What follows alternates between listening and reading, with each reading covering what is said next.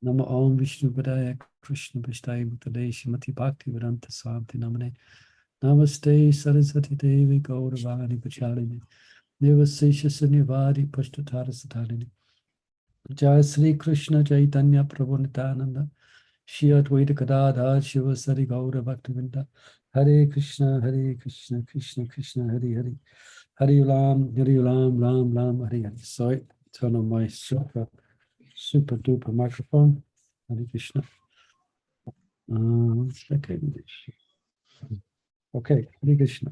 So I've got wires everywhere here. Hare Krishna, you can hear me better? No? Hare Krishna. All right, okay, so ecstatic. We are continuing with the ecstatic reading of the Sankalpa Kaumudi. And we're coming to the end of the chapter 38, which is the truths of grace. Okay? The truths of grace. How does it descend? Why does it descend? Can we invoke it to descend? Does it descend upon the sadhaka and the siddha? What's the difference? Etc. etc. And we left off last week with Maharaj's putting some hypothetical questions. One here is, readers may be inclined to assume that Krishna's heart-to-heart, something's happened here, 1 second. That Krishna's heart-to-heart connection is with his eternal associates and perfected devotees, but not with us, sadhakas. Yeah, that's what we read in the pages of Srimad Bhagavatam. So Maharaj is answering that query, and I guess we'll just pick up from there, because I like to get a context of where we left off last week. So we might repeat the beginning. And, okay, everyone's ready? Yeah. Yes. Great roar of approval. Yes. Okay, so Devasa Muni had the same misconception when he approached the Lord for shelter. Knowing his mind, Lord Vishnu made it explicitly clear that his subservience to devotees included both the practitioner and the perfect. Okay, the sadhaka and the siddha. He claimed that his heart was controlled not only by those who have abandoned liberation, but also by their servants and dependents, the sadhakas. Yeah, just we can read and hear of those fantastic stories, isn't it, where the Lord appears before his devotee, or like Sanatan and Rupa Goswami, where he appears to protect them from the attack of lions, from the blazing sun. Radharani appears and puts her veil over either Rupa or Sanatan to stop the sun, etc. Or the Lord sometimes speaks to devotees in his form as a deity, etc. So it's quite, so we often, those stories are very inspiring to hear. But what's being explained here, that the Lord, perhaps in maybe we could say in a different way, but he is as much reciprocating with us as he is his siddha devotees. But perhaps the quantity and the quality is a little bit different. I don't know. But anyway, let's read on.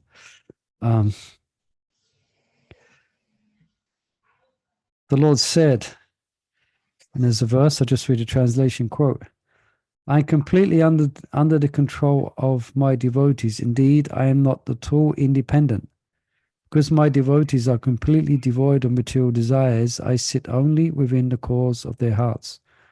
What to speak of my devotees? So that could say the Siddhas. Even those who are devotees of my devotees are very dear to me. So that's probably us.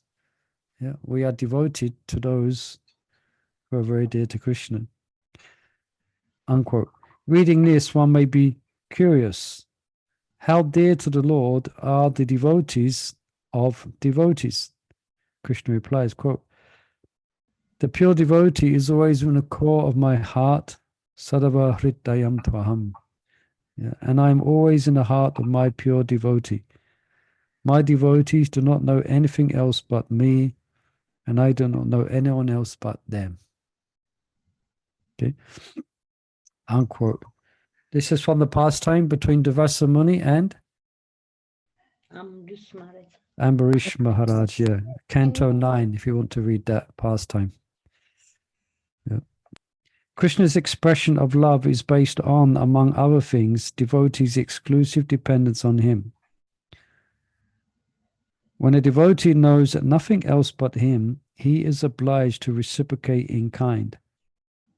When devotees make him their all in all, he is impelled to do the same. And while there is a gulf of difference between the Siddhas and Sadhakas, Krishna remains closely bound to both, even as his reciprocation varies with the degree of their surrender. Right? So he remains closely bound to the Siddhas and the Sadhakas. Yeah. But the reciprocation may vary. There is a secret in this exchange that should be disclosed. Can I just say, Please, yeah. Translation, you said, my devotees, his devotees are dearer. I was thinking of the, how Prahlada Maharaja and Lord Nrsimhadev, and Hiranyakashipu, Prahlada Maharaja and Hiranyakashipu, how Hiranyakashipu could go back. And the same, I was thinking, Dhruv Maharaj with his mother, Suniti. How Dhruv Maharaj was going back and he looks, his mother's coming in another. I mean, so the kindness of the Lord's devotees. Devotees. Or those who are related to the devotees. Yeah, I mean, Hiranyakashipu was a devotee to Prahlad, but he happened to be Prahlad's father. So even though he was very demonic and very antagonistic towards Prahlada Maharaja wished him well. So you're highlighting the kindness of Krishna to the devotees' family as well. Yeah, and that's illustrated in a wonderful pastime of Lord Chaitanya Mahaprabhu and Sarvabhauma Bhattacharya and Sarvabhauma's son-in-law, Amoga. Yeah. You know that wonderful pastime where Sarvabhauma has invited Lord Chaitanya for lunch, and obviously he's very, very excited about it. He's very, very attentive to all the details. And I think he knows that Amoga has some issues with Lord Chaitanya and his party. So he does his best to keep him out of the way. But anyway, to cut a long story short, Amoga comes in and starts criticizing Lord Chaitanya for the amount that he ate. And imagine that. I mean, I've just been to a program, lunch. Imagine if you're sitting taking prasadam, and then a relative comes in the room and starts criticizing your guests for how much they are eating.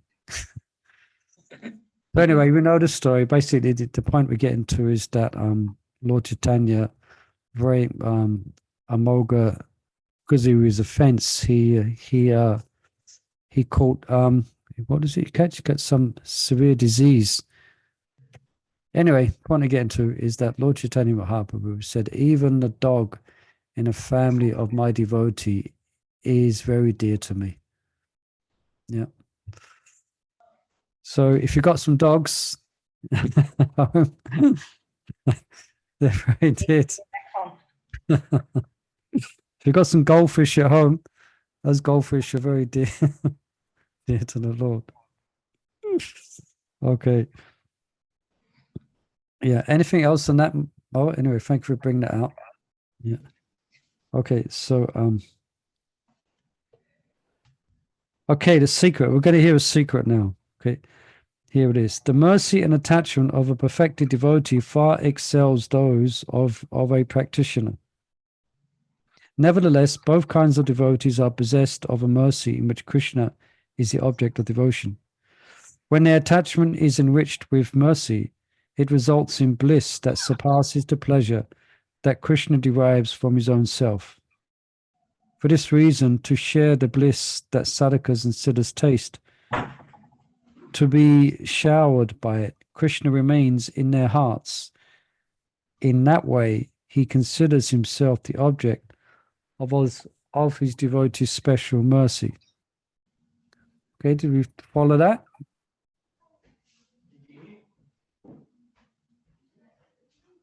No, can you No?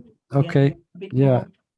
Yeah, I'll just read through it slowly again. So the mercy, so it's to be understood that the mercy and attachment of a perfected devotee much more excels someone who is aspiring to be a perfected devotee. Yeah. But both of them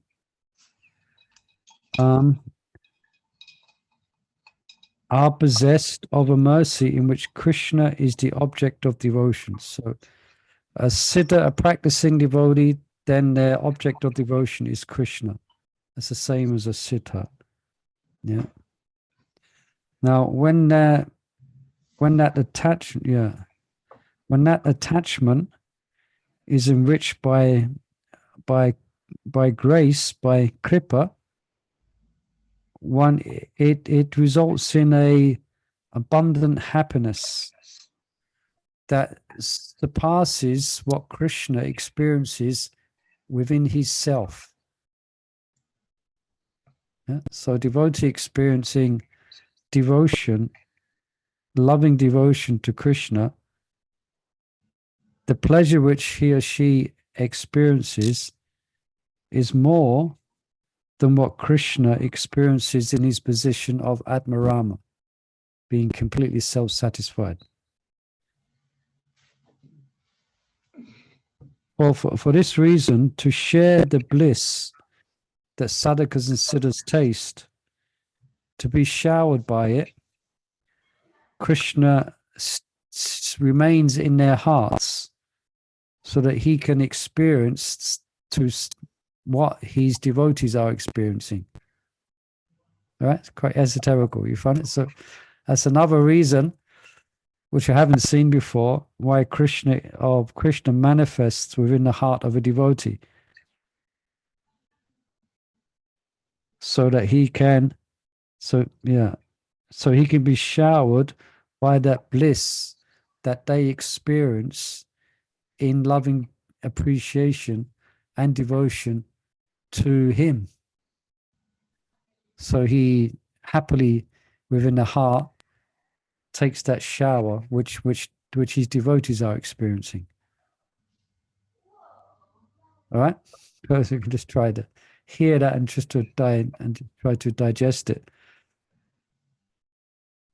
So being directly connected to his devotees, Krishna can and does bestow his mercy directly. The time-tested law is that his mercy descends through and because of his representative. That we've discussed before in this chapter, isn't it? Mm-hmm.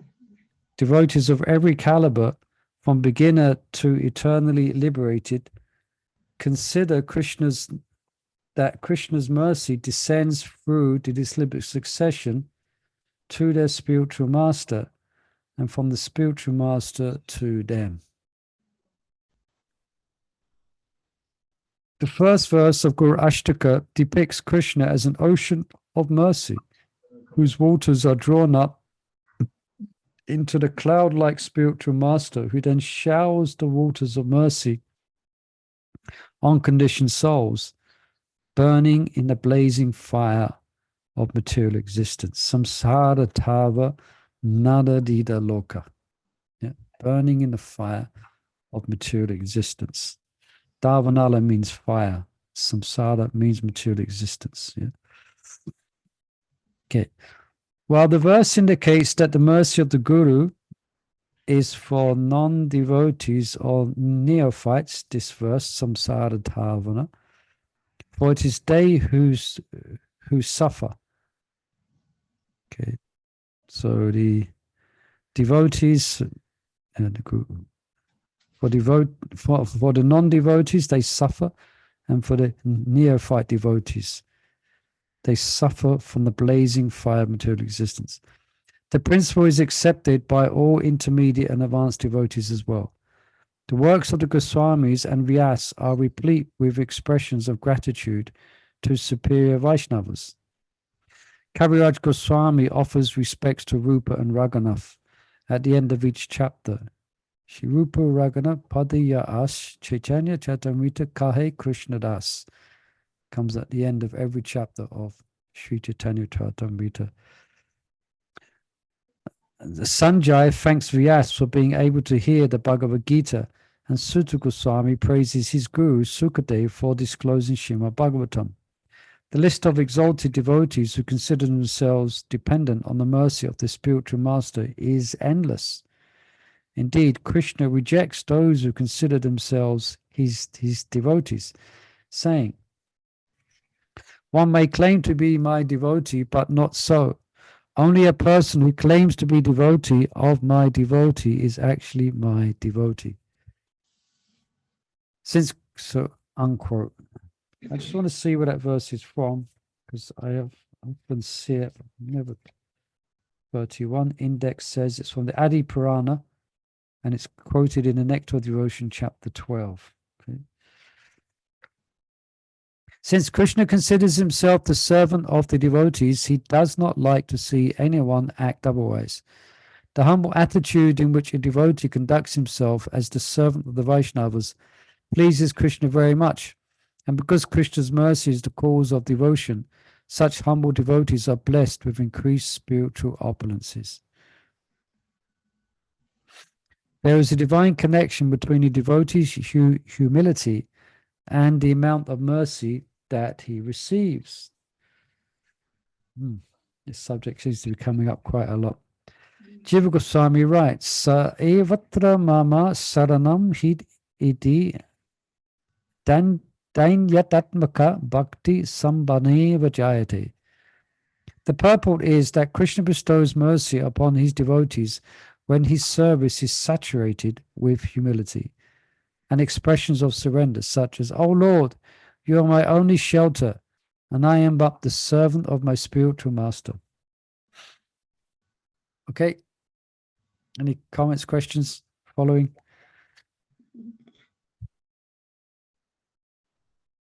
The great. Sorry, Papa. Really need to read once again. And again and again. Yes. Yeah. The greater a devotee's humility, the greater the mercy that Krishna bestows upon him through his spiritual masters.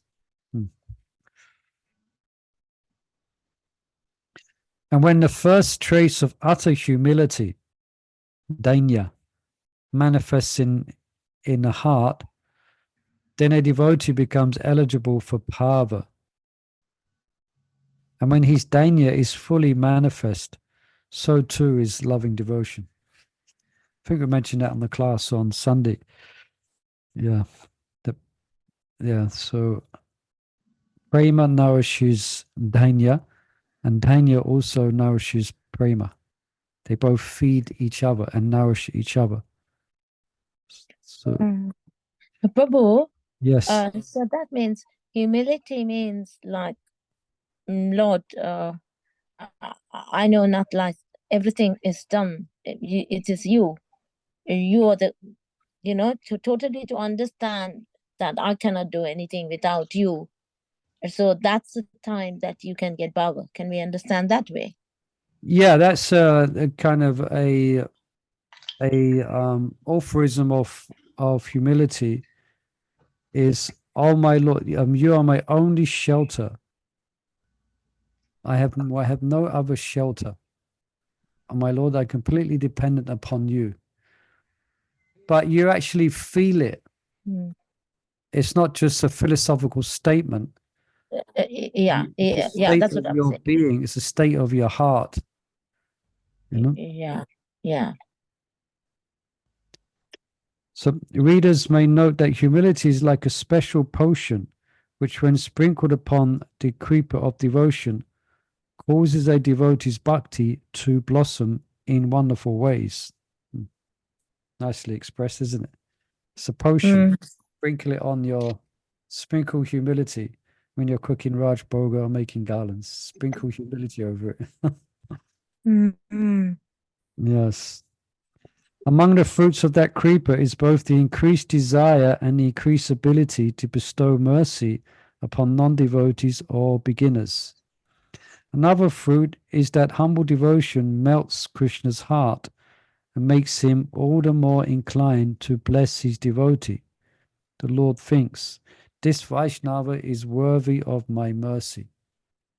So interesting, because now we're speaking, it seems like we're speaking about, we express that devotion comes through the Guru, but service to the Guru and the humility that is done with, or just in general, if a devotee sprinkles this humility over all their devotional acts, then Krishna considers that you are worthy of his mercy.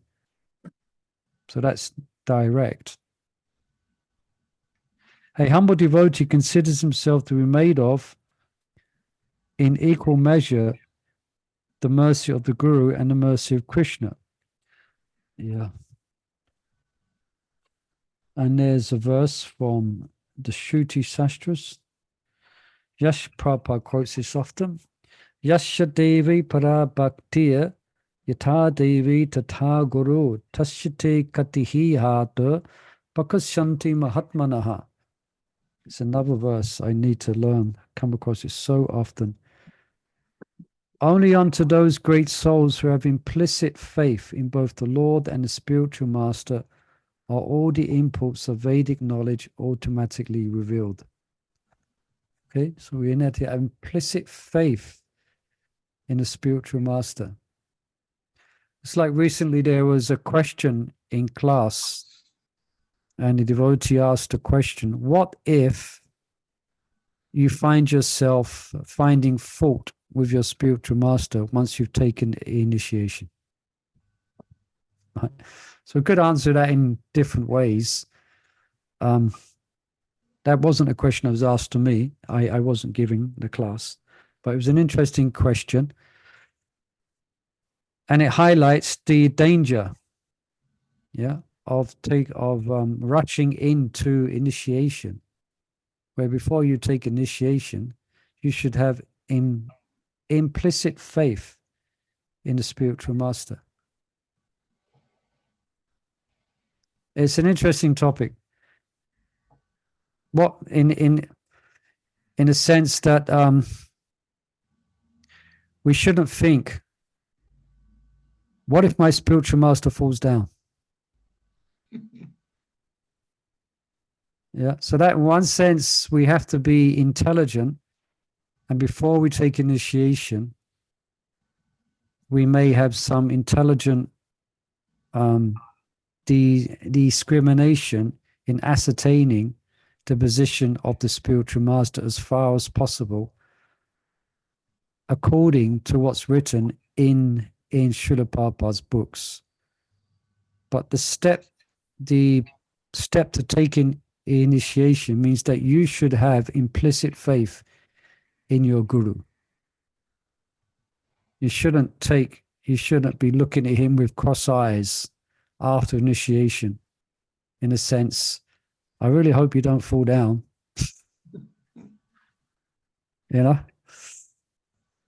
So I mean, it's how to apply, because we have had devotees in that position fall away from being a spiritual master, but still it doesn't override Sastra, meaning that therefore you should always consider your spiritual master might fall down.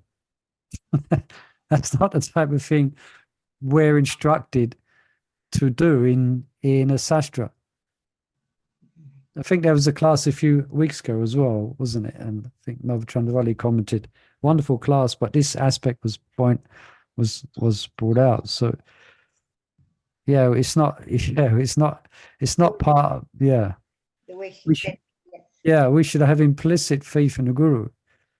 I mean, anything could happen to anyone, but that's not the meditation of the shishya to the guru. The reason they take initiation, the reason they put themselves forward as a shishya, as a disciple, it should be implicit faith. And if- Prabhu, I yeah. wanted to ask, yeah, you know, what once disciple sees and realizes that guru is cheating and there are criminal activity, you see obviously those criminal activities. yeah. You're asking a question of what should Yeah, I do? if I'm they see asking such a thing? what position to take for the disciple? Well, then if you really see such a thing, Yeah. then you should go to elders. You should go to seniors. Yeah, you should go to, for instance, if it happens to be Prabhupada disciple, or this day and age, it might not be, but therefore we have seniors in our ISKCON community. If you feel if you feel such, if you see, or, but yeah, so that's there. Can the disciple to choose another guru? Not Oh. not immediately off the bat. One should first be doubtful about one's observations, but if it seems to be beyond any reasonable doubt, then you need to go to an authority, and in confidence tell someone and ask for opinion of what to do. Then generally what would happen is that then that case will be looked into if there's serious cause for concern. But that's another subject, and that's a whole another discussion. All right. Yeah, I just don't wanted wanna- to know. I'm just what trying to should we do? emphasize on, there's a whole discussion there. And Yeah, I'm just okay, we trying- should go to somebody senior to discuss. basically that, yeah. I'm just That was my question. Thank you very much. Yeah, I'm just trying to emphasize this point of having implicit faith. As much faith as you have in Krishna, you have in Guru. Same. You don't think, oh, well, Krishna might fall down. Therefore, I'm not going to chant his name. No, implicit faith in both Guru and Krishna. That's what Sastra says. Even if so-and-so gurus in the past have fallen down, for us to take initiation, we should have implicit faith that our Guru will not. Yeah, it's not a consideration. Anyway, I think you're getting the point here. About, yeah. Yeah, you get the point. Plus, I was thinking, is it we see faults in your guru or something? It's because you also have got these kind of faults. Yeah, you could careful. Like, for example, like, because it might be our conditioning. We may have been brought up in a family where our elders, those who are given a shelter, so-called, supposed to be our parents, we may have experienced fault. We may experience harm. We may experience abuse in those people. Yeah, those who we were dependent upon. So that creates a certain conditioning. So then when you come into the association of Vaishnavas and then you take initiation, that same mindset might still be there. Yeah. You may have an issue or a problem with authority figures because of what you have experienced. Yeah. So it becomes dangerous when you apply that to Vaishnavas in good standing. So maybe that's why we should think thrice before we should doubt our conclusions. Yeah, we should have doubt that it may be just because I'm an envious rascal that I'm seeing faults in my spiritual master. It may well be the case. Also, we don't see the bigger picture of why the spiritual master is doing that or saying that. Yeah. Whatever. Because like how many times people discuss and said, oh, Prabhupada said this, Prabhupada said. Time, circumstances. Prabhupada said different things on the same Yeah. subject, different places, different time, different ways. So this is something that we don't want to deal with on our own. If we're coming to such conclusions, you need to speak to someone. Don't let it stew. Speak to God brothers, speak to seniors, if it keeps on coming up in your mind, because it could be the beginning of the end of your spiritual life. Yeah. Unless you deal with it. Yeah. All right. Anyway, we've sidetracked there a bit to a guru disciple course. Let's get back online a bit. All right. So implicit faith. Okay. Because devotion is dependent on mercy, a devotee prays intensely to his well-wishers, imploring them to be merciful and to bless him with increased devotion. Right? Kaviraj Goswami gives an example of such a humble entreaty. I'll just read the translation. Without love of Godhead, my life is useless. Therefore, I pray that you accept me as your servant and give me the salary of ecstatic love of God. Unquote. Okay. But by contrast, those who do not pray for mercy, quite simple, do not get it. Okay. Jiva Goswami makes clear that the devotee must have a desire for mercy. Someone may be self-satisfied or even free of material desires. All right? So they're free of material desires. But without mercy, he will not advance in devotion. Right? So you're free of material desire. Yeah. I said that once, many years ago. There was a senior devotee. I mean, I've been with her many years. And she said, oh, there's so many anasas with me, and I got to do this. And I'm standing there, new person in Krishna conscious. I don't have any anasas. I'm fine. I'm happy. Because I just joined, so everything was nice. So I didn't have anasas, but now I know what anasas. Yeah. We get the period of grace. We get the honeymoon period, you know? Yes. Just like a married couple at first, those starry eyes with each other. But give it 15 years down the line, it's a bit different. Yeah, so yes. What to speak of advancing in loving devotion? Such mixed devotees are not attuned to Krishna's heart, and thus they cannot control it. But pure devotees who turn to Krishna as the only recourse can expect the Lord's shelter. It is there for those who ask for it, who plead for it. And then there's a quote from the Bible. Let's have a look where from the Bible it comes from. Not that I know my Bible, but from Matthew 7:8, okay? Okay. Actually, Prabhu, there's actually knock it shall be open to you. It's a quote from the Bible, isn't it, Prabhu? Yeah, well done, Nitai Mata. You've hit the nail on the head. That's the quote. Oh my God, really? Oh, Krishna Chaitanya. Well done. 10 points. Ask and it will be given to you. Seek and you will find. Knock and the door will be open. For everyone who asks receives, and for one who seeks finds, and to one who knocks the door will be open. Isn't that a brilliant quote? Let me read that again. Good quote from Matthew. Ask and it will be given to you. Seek and you will find. Knock and the door will be open to you. For everyone who asks receives. For one who seeks finds. And to one who knocks the door will be open. Well, I want to take a note of that and put it in my notebook. Nice to quote. Okay. Unquote. Mercy is there for the taking.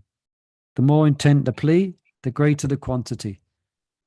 The more exquisite the quality, and the more The more intent the plea, the greater the quantity, the more exquisite the quality of bestowment. Okay. Jadbharat and Maharaj Rahugana, Jadbharat told Maharaj Rahugana that if someone wants to realize the absolute truth and become the object of Krishna's mercy, he must be willing to smear his entire body with the foot dust of great devotees. Okay, what does that mean, that foot dust? To do service to him. Yeah, sometimes students of Srimad Bhagavatam take this injunction to be symbolic, but they are mistaken. It is literal. Sukadeva Goswami says such doubters are like the living dead. Well, quote from Srimad Bhagavatam, 2nd canto. The person who has not at any time received the dust of the feet of the Lord's pure devotee upon his head is certainly a dead body. Okay. So we have to be a little bit tricky sometimes because Vaishnavas not want to give out as such because they have a very humble disposition. So, but somehow or another, we should get it somehow. The dust from the lotus feet of the Vaishnava and put it on their head like this, you know. The best place is his shoes, okay? So when the spiritual master takes off his shoes, you can Quickly take them, put them on your head. yeah, put your hand shoes in your head. Scriptures scriptures repeatedly illustrate how Krishna's mercy remains distant from those not willing to sincerely humble themselves before advanced Vaishnavas. On the other hand, a devotee who worships his superiors and faithfully takes the dust of their feet, who eats the remnants of their food, yeah, that's another, become expert at getting that, the remnants of their food, and drinks the water that washed their feet, that devotee becomes the object of divine grace. Yes, mentioned down here, there is a wonderful pastime in Chaitanya Charitamrita of one devotee who's very expert at that. But we're going to come to that. Okay. Vrtrasura attained perfection by desiring the dust of great Vaishnavas. Narada told Yudhishthira Maharaj to make such practice an administrative policy. And Kalidas received the special mercy. That's who I was thinking of. Wonderful pastime, how that's illustrated in Chaitanya Charitamrita. He received the mercy of Chaitanya Mahaprabhu by honoring the food remnants of devotees. Yeah, one time this story comes to mind. One time His Holiness Srila Shivaram Swami Maharaj and Govinda Maharaj. This is when the first Russian devotees were starting to come to Puri and Mayapur and Vraj, you know. So they have been through a lot, as we know, those who know the history. They've been through a lot, hell. They've been through hell. They've been through a lot. So many of them came, 20, 30 or 50 or so came one time to Vrindavan. So Govinda Maharaj and Shivaram Maharaj, they invited them all for Prasadam. Yeah. So they made announcements during Prasadam about what would happen after Prasadam. They said, you don't worry, there is no bins to put your plates. So you please leave your plates where they are. And then afterwards, we will have someone clean all the plates up. I think you might guess what's coming. So then the devotees did just that, 50 plates, all just left on the grass. And when they all left, what did Govinda Maharaj and Shivaram Maharaj do? Licked up all the plates of all the 50 Russian devotees, of all the Vaishnavas. Did they not put them also to wash their feet? And then they collected all the water? No, because that they wouldn't have done. obviously. Can you imagine that if Govinda Maharaj asked, we're going to wash your feet? No. So they very intelligently planned how they could get the mercy of these devotees.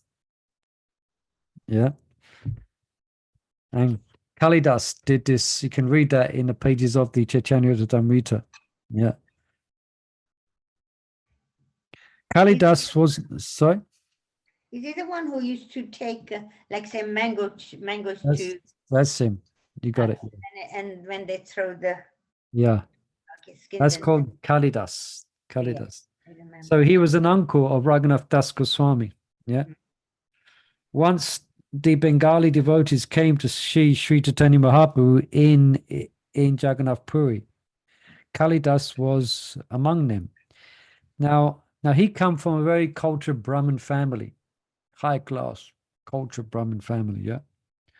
So he had taken a vow to eat the food remnants of Lord Chaitanya's devotees, all of them. Yeah. Kaviraj Goswami narrates an incident where by trick Kalidas acquired the food remnants of a low-born Vaishnava, Jadul Thakur. Lord Chaitanya was already mercifully disposed to Kalidas because of his Sankalpa of honoring Vaishnavas. But when the Lord came to know that this high-class Brahmana, Kalidas, ignored the mundane norms of society and respected the remnants of a Vaishnava below his social station. So that's quite a stigma in India, even today. It's quite a stigma, their social hierarchy and how one class mixes with another class. I don't know so much now, but I think it's still very much prevalent. So Lord Chaitanya would always wash his feet before entering Jagannath temple, and he had given strict orders that no devotee was allowed to taste the water that had washed his feet. Yeah, he had a couple of devotees who were quite big-bodied, and they would always guard Lord Chaitanya when he was going into the temple, and they would forcibly stop people from taking that water, because as you go into the temple, I think still now, people go in barefooted, so you have to walk through a puddle, yeah. The Lord did not object, and in this way Kalidas could drink 3 palmfuls of water. This was how Kalidas received the extraordinary mercy of Chaitanya Mahaprabhu. Kaviraj Goswami narrates this pastime to illustrate how devotees should exhibit their humility before advanced devotees and the mercy they expect by doing so. The author of Chaitanya Charitamrita insists that his readers have faith in the power of these 3 practices. So what is those 3? There's a verse, isn't there? The water that's washed their feet, the remnants of food, and the dust from there. Is that the same thing? The dust from their feet. Yeah. A devotee who is determined to have bhava in this very life must make a sankalpa to serve great devotees foot dust. Oh, it's here. Foot dust, food remnants, and foot wash. Kaviraj Goswami says, so this is an interesting subject because we're speaking about kripa. So this is one way we might get kripa. Yeah. Not might, it's one way we will get kripa. Yeah. Kaviraj Goswami says, the dust of the feet of a devotee, the water that has washed the feet of a devotee, and the remnants of food left by a devotee are the 3 powerful substances. By rendering service to these 3, one attains the supreme goal of ecstatic love for Krishna. In all the revealed scriptures, this is loudly declared again and again. Therefore, my dear devotees, please hear from me, for I insist again and again. Please keep faith in these 3 and render service to them without hesitation. Sorry, I can't but help relate a nice little pastime that happened today. I was taking lunch, and I was blessed to take lunch. There was Jayadvaita Maharaj and Govinda Maharaj. And was taking Prashadam, and towards the end, and Jayadvaita Maharaj and Govinda Maharaj was sitting next to each other. And Govinda Maharaj had to go, but before he looked at Jayadvaita Swami's plate and saw a bit of cheesecake still left. So he went to grab it. And Jayadvaita Swami wrestled his hand away. He pulled his hand this way, and he was like, there was a wrestling match. It's quite intense.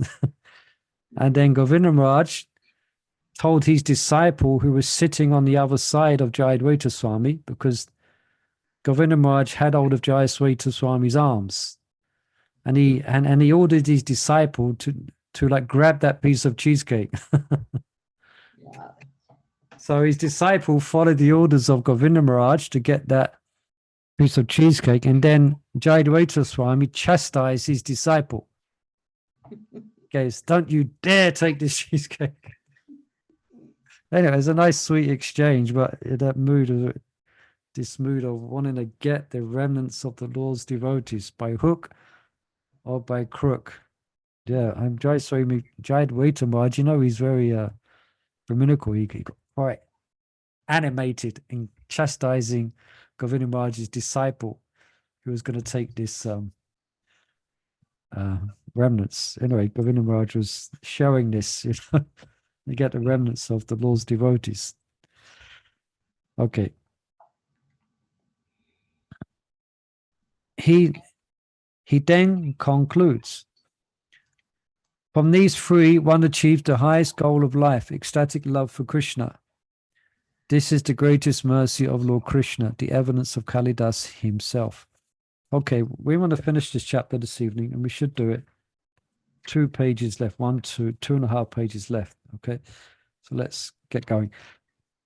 It has already been explained how sadhana bhakti attracts Krishna. While the resolute determination to perfect the activities of chanting, hearing, and remembering attract Krishna's attention, the attitude of humility expressed by menial service to sadhu and guru quickly wins Krishna's mercy. Earlier chapters have emphasized developing humility by cultivating feelings of separation. This is an internal practice. We then added the external practice of crying after Krishna's mercy with heartfelt emotion. Now we add so Maharaj is giving a summary here, okay? Now we add subordinating oneself before advanced devotees. A sadhaka can expect to get Krishna's mercy in proportion to how successfully he perfects the celebrated activities of devotion. Okay. So you can start planning, you can start scheming how you're going to get the remnants of the food of the senior devotees. Their plates. Perhaps you can have a house program and invite them to your house and plan the whole thing out. Yeah, you got to plan the whole thing out. What's going to happen with their plate afterwards? And you should give them too much prashadam, so they can't eat everything. Yeah. Scheming. I was remembering one incident with Pankajangari Prabhu. Okay. And the one devotee was saying, please serve more to him, to me. Please serve more. And Prabhu was putting the hand, no. And the devotee said, serve more. You don't understand? We can have it later. Yeah, that's true. So I think devotees, we generally understand this, but sometimes we forget the importance of this. So Maharaj is helping us to be reminded, you know. So someone may doubt whether his bad background, low birth, and intense attachments will allow him to attain success in devotion, even if he makes every endeavor for it. The scriptures reassure us that time and again that the power of devotional service in the form of service to devotees overrides and nullifies these handicaps. Verses like Kirato Hunandra Pulinda Pukasha prove that regardless of one's background, by taking shelter of those who have Krishna's shelter, apashraya ashrayaha, a practitioner becomes free from all contamination and is elevated to ecstatic devotion. To allay any doubt that the power of a Vaishnava's association can deliver his mercy, Krishna gives the following extensive list of those whom he blessed. They include demons, animals, demigods, men, women, his associates, gopis, and the Yagnapatnis. So, quote, in every yuga, many living entities entangled in the modes of passion and ignorance gain the association of my devotees. Such living entities such as Daityas, Raksasas, birds, beasts, Gandharvas, Apsaras, Nagas, Siddhas, Caranas, Guhyakas and Vidyadharas, as well as such low-class human beings as the vaisyas, sudras, that's us, women and others, were able to achieve my supreme abode.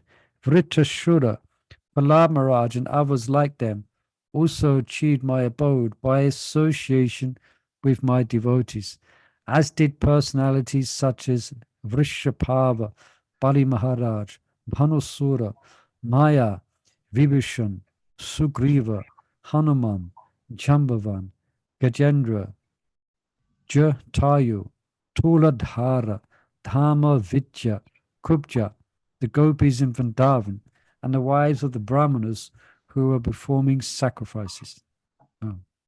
Unquote. There is a history associated with each of these named in the list. We share a summary of only those with whom practitioners eager for bhava can resonate. In every case, those mentioned above served Krishna's devotees, were blessed by his mercy, and secured the good fortune of the Lord's company. Readers may consider the following. Okay. The demon Vrtrasura was King Chitraketu in his previous life, during which he associated with Narada Muni and Angira Muni, and by their grace attained prema in one life. Prahlada Maharaj, while still in the womb of his mother, Kayadu, heard Narada Muni and quickly reached bhava. Vibhisana was the brother of Ravan. After freeing Hanuman, he decided to abandon his sinful life and join Lord Ramachandra's cause. Even then, it took the intercession of Hanuman to secure Lord Ram's shelter and the company of other devotees. Among animals, the elephant Gajendra is known to have been the accomplished devotee Indradyumna, by whose service two devotees overcame his unfortunate curse and was personally saved by the Lord from death. All right, so there's a backstory there. It served the Lord's devotees. We all knew how Jatayu, the vulture, sacrificed his life to save Sita. He became devoted by associating with Garuda and Maharaj Dasarath. By giving his life in service, Lord Ram personally performed his funeral rites and sent him directly to Vaikuntha. Hope you don't mind, but I'm trying to finish this chapter, so we'll just read through. Kubja was condemned to be a hunchback, yet in a previous birth she was Ravan's sister, Shrupanaka, and by pleasing Lord Shiva and Narada Muni, she developed a unique love for Krishna that was fulfilled in Mathura. Of primary relevance to a sadhaka are the gopis mentioned here. While their origins are varied, they had one thing in common, and that is they secured the blessings of saints through service, and hence took birth in Vrindavan. As Krishna enacted his pastimes, the eternally liberated devotees wandered here and there, either in play or in fulfilling household obligations. Let me read that again, excuse me. As Krishna enacted his pastimes, the eternally liberated gopis wandered here and there, either in play or in fulfilling household obligations. In the process, they befriended these sadhakas, and by the touchstone of their association, made the newcomers into lovers of Krishna. Vishwanath Chakravarti Thakur says that these new gopis also had the opportunity to serve Vrindadevi. The main point to be noted is that whether a devotee was previously a demon, an animal, a sinful human, or a sadhaka, the power of service to Vaishnavas overcomes all obstacles and blesses one with loving devotion. Thus endowed, a devotee secures entrance into Krishna's pastimes. We now conclude this chapter.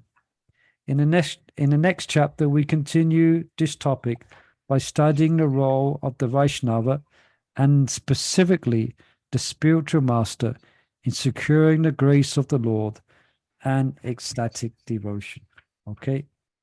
Hari Om. That's it. Hare Krishna. Any closing comments or questions? So we're all eager to get the mercy somehow or other of great devotees. Yeah, I think Well, my Guru Maharaj gave me his socks to wash once at a camp. wow, Yeah. So I show them around with all the devotees, the socks. I put them on everybody's head. Yeah, make sure and you would have done that before you washed all the. Before I washed them. Yeah. So devotees are very kind as well. So devotees know this principle as well. So although they have this humility that they consider themselves very low, also they do appreciate when you follow this principle of falling down at their feet or taking the dust from their feet. Yeah, because I know that is a good sign.